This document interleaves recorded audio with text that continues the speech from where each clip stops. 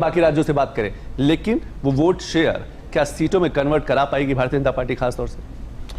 देखिए, जो कश्मीर को लेकर के जो स्थिति थी ना, जो जम्मू, जो वहाँ पर मतलब एक भारतीय जनता पार्टी के लिए तो अपना एक इशू था, और उस इशू को उन्होंने नेशनल प्रोस्पेक्ट पर लेके गए, और नेशनल प्रोस्पेक्ट पर लेने के बाद लोगों ने उसको सकारात्मक लिया। उस सकारात्मक लेने के मालूम पड़ा कि इसमें जो कश्मीर में जो इंटर्नल है वो महबूबा की पार्टी हो या उमर की पार्टी हो, यही जो माना भी कि ये क्रिएट जो क्या नाम डिस्टर्बेंस एलिमेंट के रूप में उनको आइडेंटिफाई किया और बाधक भी माना। और जब बाधक दोनों चीजें मान ली, तो अब उसके बाद जब ये अभी जो केंद्र ने जो 370 वाला जो कदम उठाया, उस कदम के बाद में उनको अप्रिशिएट किया।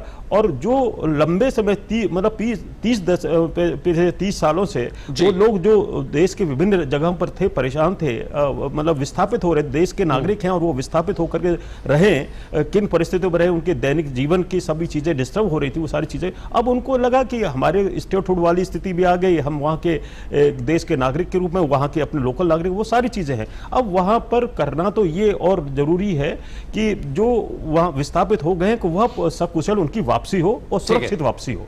बिल्कुल, ये एक बड़ा कहा जा सकता है मुद्दा बन सकता है। सिद्धार्थ जी, मैं आपके पास ब्रेक के बाद आऊंगा और आपसे समझने की कोशिश करूंगा, अगर गठबंधन की बनेगी सरकार तो क्या विकास की गति को रफ्तार मिलेगी या उसकी रफ्तार होगी कम, क्योंकि कई बड़े फैसले प्रभावित हो सकते हैं। लेकिन एक छोटे से ब्रेक के बाद।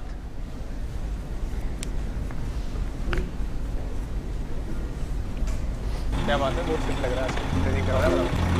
3 महीने में पैसे डबल, वाह, फास्ट और हाई रिटर्न्स भी।